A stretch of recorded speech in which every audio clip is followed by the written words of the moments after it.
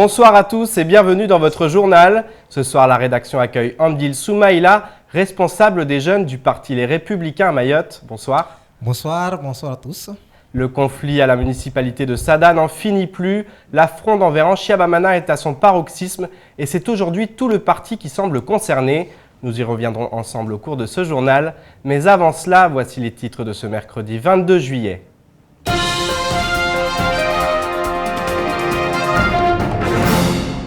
La municipalité de Sada vit des moments troubles. La population est prise en otage dans un conflit au sein même de la majorité élue. Anchia Bamana a fait appel à son parti politique pour trouver une solution. Les explications dans votre journal. Depuis 2 ans, Eco-Emballage a mis en place le tri sélectif. Des centaines de tonnes de déchets sont ramassées chaque semaine. Nous avons eu accès aux coulisses de cette usine, permettant de lutter contre l'insalubrité et de préserver l'environnement. Trouver sa place dans la société est un véritable défi auquel chaque être humain est confronté. La jeunesse mahoraise le vit tous les jours et certains adolescents ont choisi de revenir aux bases de leur culture pour se trouver. Reportage à la fin de cette édition.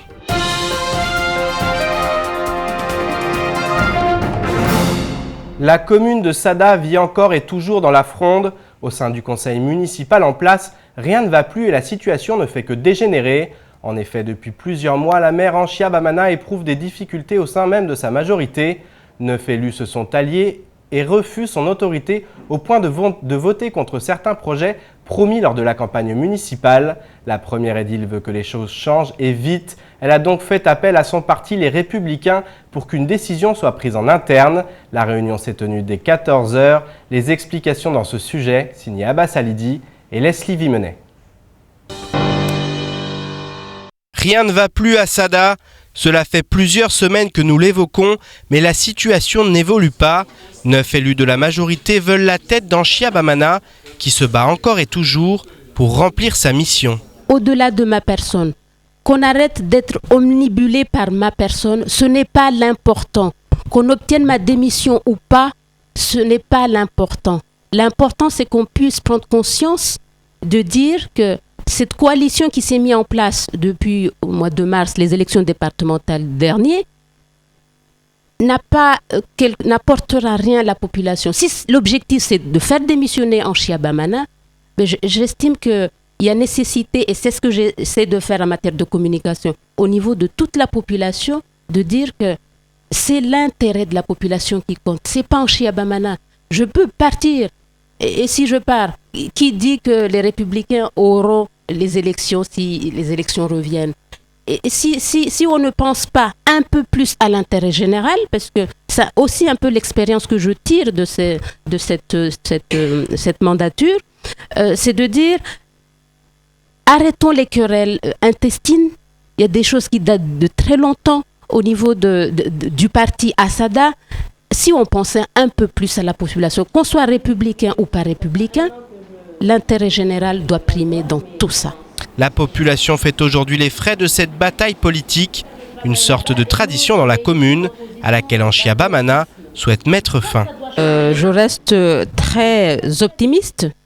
Je pense que ce que je vis à Sada actuellement me forge et m'amène tous les jours à réfléchir du pourquoi nous sommes élus.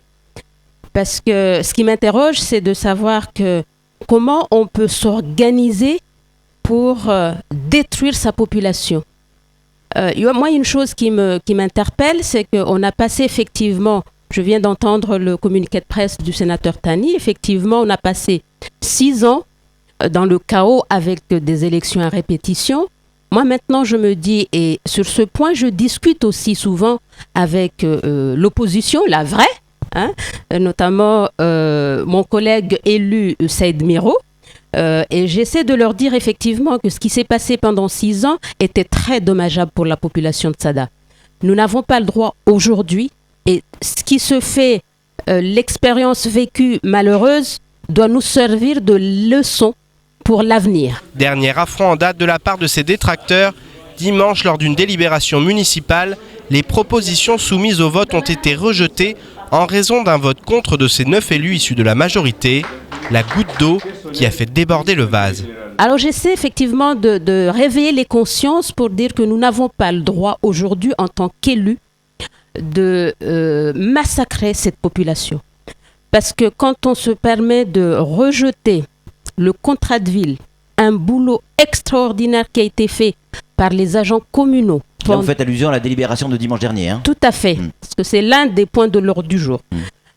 Quand on se permet de rejeter ce point-là, c'est qu'on a complètement oublié du pourquoi on a été élu. Des fois, je me dis que mes collègues sont tellement omnibulés par cette question de vouloir me faire démissionner qu'ils oublient complètement la population. Et ça m'aide à tenir. Et ne pas voter pour qu'on puisse régulariser la situation de 90 contrats aidés, qui sont nos administrés, nos frères et sœurs, qui sont dans des difficultés de travail, qui ont réussi à avoir un petit contrat précaire de 2 ans et oser aujourd'hui faire en sorte à ce qu'ils n'aient pas un salaire. Parce que sans la libération, normalement, on doit arrêter de les payer. Anchia Bamana a fait appel aux membres de son parti pour intervenir dans une situation qu'elle ne réussit pas à régler. Une réunion s'est tenue à 14h au conseil départemental. De quoi aider la population de Sada à ne plus subir ces querelles politiques. Seul l'avenir le dira. Amdil Soumaïla, vous avez pris part à cette réunion à 14h. Ça a duré 3 heures. Que s'est-il dit? Même un peu plus, je pense. Mais avant peut-être de réagir sur ce qui s'est passé cet après-midi, je ne sais pas si on peut faire le parallèle entre ce qui s'est passé dans la mandature précédente, notamment des élections qui ont été annulées. Il faut savoir qu'on est dans un état de droit et quand il y a des irrégularités qui ont été constatées en première instance, en appel, jusqu'en Conseil d'État, je ne sais pas si ce n'est pas trop un raccourci de dire que ces 6 dernières années, il y a eu des difficultés. Sinon, par rapport à cet après-midi, c'est vrai que Madame le maire a souhaité rencontrer l'instance, en tout cas, de la fédération ici et localement. On en a discuté pendant un peu plus de 3 heures, vous l'avez dit tout à l'heure, et on l'a beaucoup écouté avec attention. Elle a pu donner son sentiment, apporter des précisions par rapport aux difficultés qu'elle est en train de rencontrer dans la gestion de cette mandature. Nous l'avons beaucoup écouté. Et si je devais très vite résumer ce qui s'est dit en conclusion, nous allons faire une démarche pour rencontrer l'autre partie, si je peux m'exprimer ainsi, pour qu'on puisse aussi avoir leurs sentiments, parce que c'est important de pouvoir écouter les 2 parties, parce que je suis et je reste convaincu que quand on a fait une campagne pendant 3-4 mois ensemble, ce qui nous peuvent les diviser, je pense, est moindre que ce qui peut les rassembler. Donc il y a peut-être des détails que nous ne connaissons pas nécessairement à travers la réunion qui va être enclenchée très prochainement par le chargé de mission pour écouter l'autre partie. Après, ensemble, on se retrouvera avec les 2 parties pour essayer de trouver les solutions qui permettront de remettre, comme ça a été demandé, de remettre en marche cette machine à la mairie de Sada. Comment se fait-il que votre parti a attendu 1 an pour essayer de résoudre ce problème? Nous avons souvent ici une tradition. Après, on peut toujours se demander si c'est la bonne ou la mauvaise méthode, mais en tout cas, ça a toujours été comme ça. Nous avons toujours voulu laisser l'autonomie à la section locale, aux sections locales, en tout cas dans les différents territoires de Mayotte, notamment les communes, pour qu'ils essaient ensemble de trouver des solutions. Maintenant, il s'est avéré que la section locale est aussi un peu dépassée, raison pour laquelle la section, en tout cas départementale, va entrer en scène pour essayer de trouver les solutions. Anchia Bamana a demandé clairement l'exclusion de ces 9 membres au sein même de sa majorité. Est-ce que ça c'est possible de les exclure, c'est-à-dire qu'ils ne puissent pas se présenter sous le parti, sous l'égide Les Républicains? Vous savez, nous, dans notre famille politique, nous avons des statuts, nous avons un règlement intérieur. Donc pour pouvoir expulser un élu, déjà ça ne se fait pas au niveau local, parce que quand on a le statut de lui, donc c'est la fédération notamment à Paris qui peut trancher sur cette question, même si ici la section locale peut donner un avis, en tout cas le comité départemental. Mais au vu de la réunion que nous avons eue cet après-midi, il ne nous a pas été fait état d'une décision ou d'un souhait. En tout cas, Anchia n'a pas formulé ce souhait d'exclure en tout cas les élus qui aujourd'hui... Dans son communiqué, elle l'évoque. Mais en tout cas, c'est ce que nous a pas. On l'a écouté. Je ne sais pas, après, moi, je n'ai pas nécessairement vu ni lu le communiqué. Nous l'avons écouté très attentivement. Elle a soulevé les difficultés qu'elle rencontre et elle nous a demandé d'essayer de trouver une solution pour que la situation revienne à la normale, parce qu'elle a aussi insisté beaucoup sur le fait qu'au début, il n'y avait pas ces soucis-là. C'est vrai que ça a plus commencé après les élections départementales. Donc, au début, toutes les décisions, toutes les délibérations ont été prises avec la majorité qui s'était formée à l'aube des élections de mars 2014. Donc, il y a eu après des difficultés. Il conviendra au comité, en tout cas au bureau territorial, de se pencher sur la question pour essayer de trouver des solutions. Mais vous le saviez, on le sait, les Républicains le savaient qu'il y avait ce problème-là. Qu'est-ce que vous lui avez dit aujourd'hui? Oui, la rassurer ou oui. pour... Non, on n'a pas nécessairement besoin de la rassurer. On lui a dit ce que nous allons faire, enclencher comme démarche pour essayer de trouver, d'apaiser, en tout cas les deux parties pour qu'ils puissent travailler ensemble. Parce qu'encore une fois, il convient de dire et de le préciser que l'intérêt supérieur, c'est avant tout les habitants, la population de la commune de Sada. Ça, c'est le plus important. Et à partir de cet état de fait, on peut, je pense, dépasser les divergences pour qu'on puisse se retrouver et puis travailler pour l'intérêt général. Parce qu'avant tout, on a été élus pour ça. Mais justement, Anchia Bamana ne cesse de le répéter, elle veut travailler dans l'intérêt général. Aujourd'hui, personne ne travaille dans l'intérêt général. Elle essaie de son côté, mais de l'autre côté, apparemment, ça ne fonctionne pas. C'est ce que je suis en train de dire. Pour œuvrer pour la population, il faut que les deux parties arrivent à mettre les divergences un peu de côté. Et comme je l'ai dit, on ne peut pas faire 4 mois, 5 mois campagne ensemble et dire que ce qui nous rassemble, je pense ce qu'ils peuvent les rassembler, sera plus important que ce qui les divise aujourd'hui. Maintenant, il convient de se retrouver, de lever les malentendus s'il y a malentendu, de lever les difficultés s'il y a difficultés particulières pour qu'ensemble, vous savez, c'est pas facile de gérer une majorité. Moi, j'ai eu l'honneur d'être le premier adjoint de la commune. Si vraiment je devais donner un conseil à l'ensemble, en tout cas aux deux parties, j'ai eu l'honneur d'être premier adjoint maire à Mamoudzou entre 2008 et 2014. Je dois vous dire que des divergences de vues, j'en avais beaucoup avec mon maire, mon sénateur maire. Mais cela n'a pas empêché le maire de souvent convoquer le conseil municipal et me demander de le présider parce qu'il n'était pas sur le territoire. Parce qu'il savait que ce qui, en tout cas, nous engageait, ce qui était le plus important, c'est le travail, c'est la gestion de la vie de la commune. C'est ce qui compte dans une municipalité. Donc, au-delà de nos divergences, nous avons toujours œuvré pour que, raison pour laquelle aujourd'hui, je pense même qu'on est en train pratiquement de regretter le fait qu'on ne soit pas réélu. Oui, nous avons beaucoup travaillé ensemble pour la commune, malgré les divergences. Ça, c'est une situation qui peut aussi, en tout cas, se transposer à Sada. Et d'ailleurs, qu'est-ce qui dit que dans les autres communes, il n'y a pas de difficulté? Mais on peut aussi regretter que les deux parties ont fait le choix de régler le problème dans les médias. Je pense que ce n'est pas nécessairement la meilleure méthode. Et on a aussi rappelé, et je profite ici de cette occasion pour demander aux deux parties d'éviter désormais de régler les problèmes de manière publique, médiatique, parce que ça n'arrange pas nécessairement. Et pour cela, il faudrait que vous le régliez à l'interne. Or, ça fait un an, c'est toujours pas le cas. Ça, je l'ai dit, la section locale, comme ils avaient l'autonomie, entre guillemets, de régler le problème, n'ont pas pu le faire. Aujourd'hui, Madame le maire a souhaité que le parti, en tout cas départementalement parlant, s'imprègne de ces difficultés, essayer de trouver une solution. Nous allons nous y atteler. Ça a été dit, comme je l'ai dit tout à l'heure, une réunion va être organisée très prochainement avec l'autre partie. Et à ce moment-là, je pense après avoir écouté les deux parties, on trouvera les meilleures solutions pour nous permettre de finir cette belle mandature dans des meilleures conditions.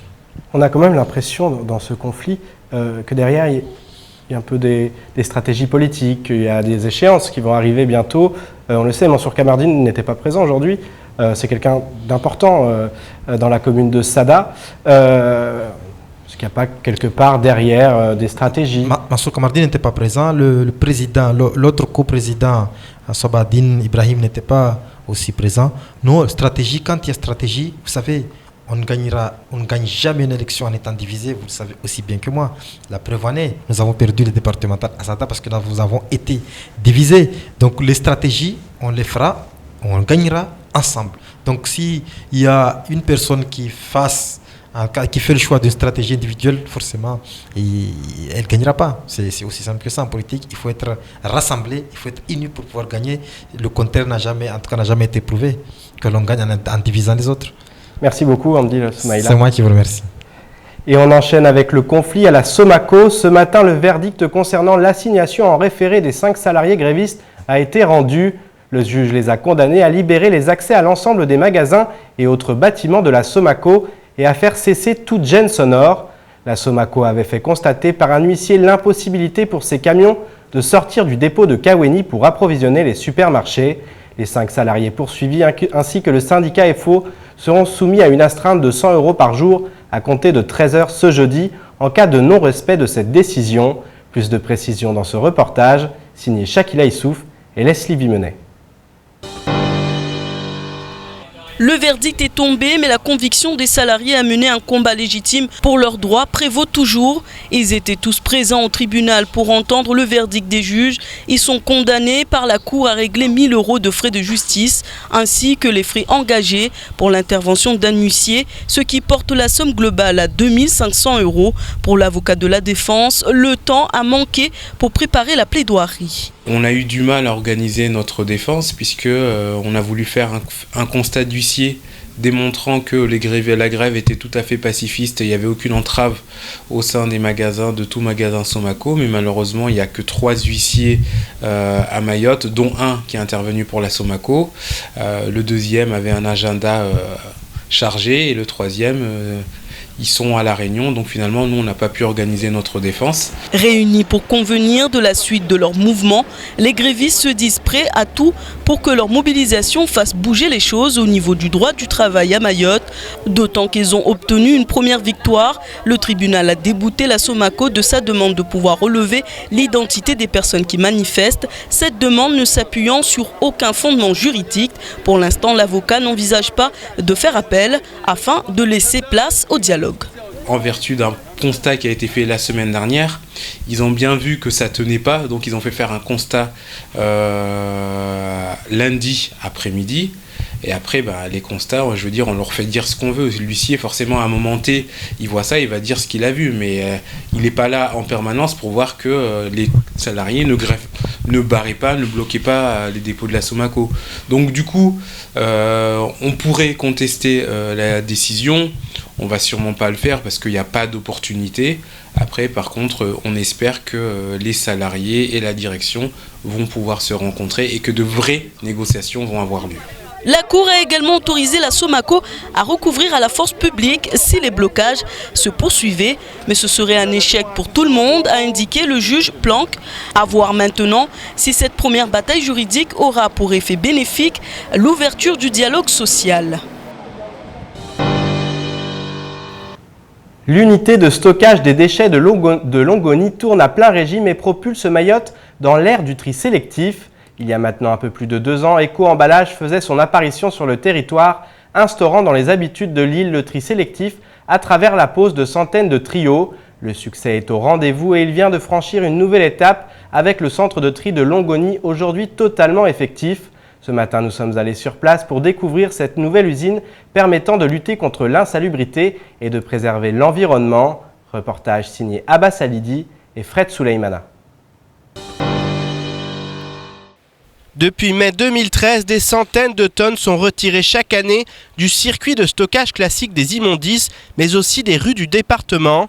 Un travail considérable dont se félicite le directeur départemental d'Eco-Emballage. On voulait montrer où vont et que font les matières que les gens, que les Mahorais trient. Qu'est-ce que ça devient ?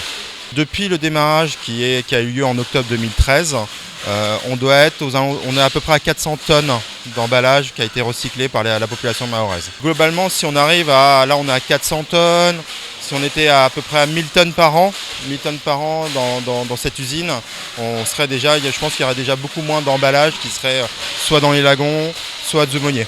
Dans cette masse de déchets, certains ont de la valeur et n'ont plus leur place dans les déchetteries ou à l'installation de stockage de déchets non dangereux de Zoumonier. En effet, à 2000 € la tonne d'aluminium, près de 800 € la tonne de fer, plus rien ne se jette et tout se récupère, répondant aussi à une volonté obligatoire de préservation de l'environnement. Ainsi, Éco-Emballage, en lançant la filière Trio, a également ouvert la voie du tri sélectif à échelle industrielle.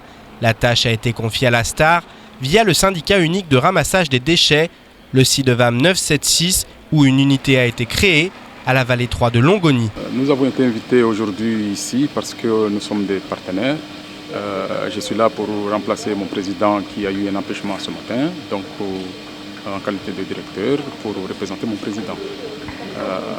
Nous sommes partenaires parce qu'on a accompagné cet éco-organisme à s'installer à Mayotte et qui nous aide énormément parce que comme vous pouvez le constater ici aujourd'hui, cet éco-organisme est installé depuis 2011 et à ce jour on a mis des trios partout dans l'île et au fil des années il continue à nous accompagner à mettre en place le tri sélectif à Mayotte. Une mission publique indispensable dont le 101e département avait grandement besoin. Comme vous pouvez le constater ici aujourd'hui, cet organisme est installé depuis 2011 et à ce jour on a mis des trios partout dans l'île et au fil des années il continue à nous accompagner à mettre en place le tri sélectif à Mayotte. En mettant le tri sélectif à Mayotte, cela permet de créer des emplois, cela permet effectivement d'accompagner Mayotte à s'améliorer dans le domaine de la propreté, qui est un domaine essentiel pour le tourisme à Mayotte et pour le bien-être des Mahorais. D'ici 2018, l'objectif est d'arriver à gérer les déchets de manière aussi efficace que dans les autres départements du pays. Une tâche compliquée mais indispensable pour rendre à l'île aux lagons sa propreté d'antan. Et pour que Mayotte en finisse avec les déchets à perte de vue, il y a bien sûr des entreprises comme Éco-Emballage, nous l'avons vu dans ce sujet, mais il y a aussi des citoyens qui s'impliquent au quotidien. Nous sommes partis à la rencontre de l'un d'entre eux. Basé à Iloni, un homme a décidé de se lancer dans le recyclage de pneus. Véritable artiste, il crée de ses mains des objets du quotidien en récupérant des pneus usagés et abandonnés dans la nature. Un acte citoyen à l'initiative d'un homme à l'imagination débordante. Reportage signé Jean-Nourdine Abdourahim et Leslie Vimenet. Chaises, pots de fleurs ou encore balançoires, cet homme est capable de créer tout et n'importe quoi avec pour seule base des pneus usagés. En véritable artiste, il a eu cette idée en se promenant dans la campagne.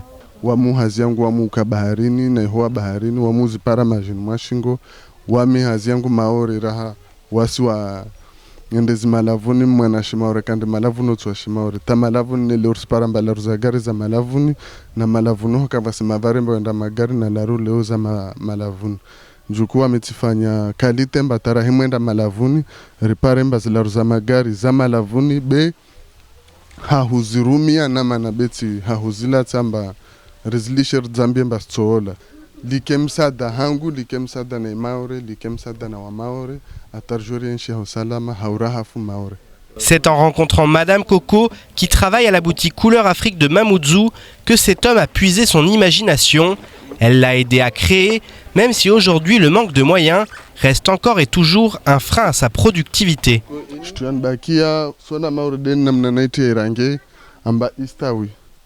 Wamevoilomba tisifanya hazira ngeni chundu inunua magazin maana Raimondo parapo ya range magazin maurizo plan yo chundu inunua maana ushashini ruzungu ha 50 euro huhea na wamen heka tisifanya hazi chundu para 50 euro wala tsola wamba nsondo hibavon para 50 euro ça oblige nrumie le peu lionayo hahungalia makilian watsahao ana avance mwana mpavine ni mzungushe peinture ni mtilie couleur nzuri hatsahao.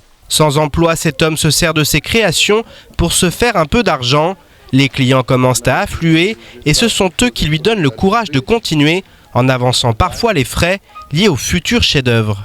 Majati handisa hupara nusu ya maklia wahanda nso wavoshele marahaba do wanzani wangu wazungu mati sorongo wa maore do wazungu mana wao de na watoliezi hadisi na wa maore be wahanda wanjilia do wazungu piesi za handa na kana sifanya zonzuzuri zaidi tahuja yao lira wazona waja wazidzwa kama walanazo wanimba na zimarke cash wanambia mbaneheka jitihadia hodeyo wachirsu husaidia upare maisha hao na imaore irahare mana ya tsongaraja maore rjivamba maore irahara.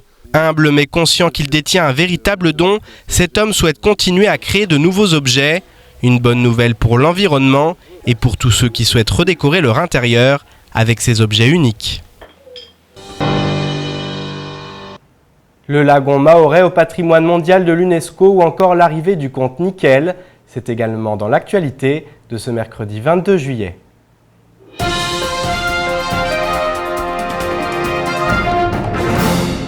La procédure d'inscription du lagon de Mayotte au patrimoine mondial de l'UNESCO est engagée. Pour le député européen Younous Omarji, c'est aussi l'occasion de stimuler l'attractivité du territoire tout en préservant le lagon mahorais et ses abords. Mais pour intégrer le programme et bénéficier des fonds du World Heritage Fund, les conditions sont draconiennes. Dans un souci d'objectivité, il est indispensable de remplir 10 critères uniques applicables à tous les sites. Ainsi, si l'inscription du lagon de Mayotte sur la liste indicative des biens français est validée, elle bénéficiera d'un suivi réalisé par des organismes internationaux indépendants. Cependant, chaque médaille a son revers. L'étiquette UNESCO sert pour le développement touristique, la préservation de l'environnement et le développement économique en général, mais en contrepartie, elle exige des moyens associés et quantifiés. L'inscription du lagon au patrimoine mondial de l'humanité pourrait ainsi entraver la construction du pont reliant Grande Terre et Petite Terre et imposer de nouvelles règles beaucoup plus strictes, notamment aux projets aquacoles, à la pêche traditionnelle et aux opérateurs nautiques. Ouvrir un compte bancaire impose des frais que les plus bas revenus ont du mal à gérer. Agio, frais de virement, de prélèvement, de gestion, la note est souvent très salée. Mais cela pourrait bientôt changer avec l'arrivée d'un nouveau moyen de paiement sur le marché local. Directement lié à un compte non bancaire, il offre les mêmes possibilités à moindre coût. 3 éléments sont nécessaires à l'ouverture, un billet de 20 €, une pièce d'identité et un téléphone portable. Il suffit ensuite de se rendre chez un buraliste agréé pour ressortir très vite muni d'une carte bancaire et d'un RIB. Ce compte fonctionne comme les autres, exception faite du découvert qui n'est pas possible. Le concept baptisé Compte Nickel a été lancé le 11 février 2014 en métropole et a déjà conquis plus de 100 000 clients en un an. Mayotte ne disposant pas d'un réseau de buralistes comme dans les autres départements, le système pourrait être proposé via les PMU, les stations-service ou les supermarchés. Seule ombre au tableau de cette petite révolution, les dépôts en liquide ne peuvent excéder 750 € par mois. Le pôle animation de l'association Les Naturalistes organise du 3 au 12 août prochain un camp itinérant dans le nord de l'île. Ce séjour est l'occasion pour les jeunes en difficulté sociale qui n'ont pas l'occasion de partir en vacances, de découvrir la nature à travers des activités sportives, environnementales et ludiques. Une belle initiative en cette période de vacances où les jeunes Mahorais manquent cruellement d'activités. Quelques places sont encore disponibles. À noter que les naturalistes recrutent un responsable, homme ou femme, pour le pôle animation et éducation à l'environnement de l'association. Candidature à envoyer jusqu'au 23 août 2015.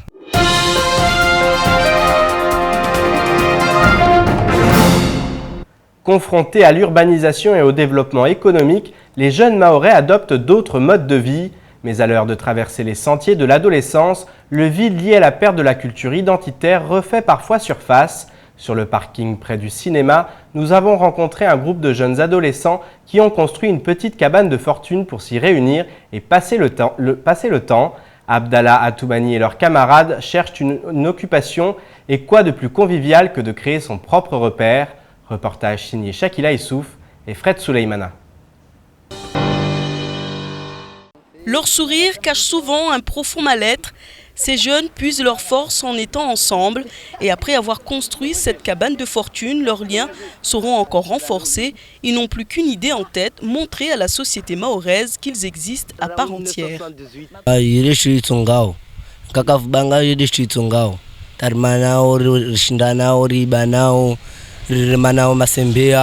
Tout pour rien.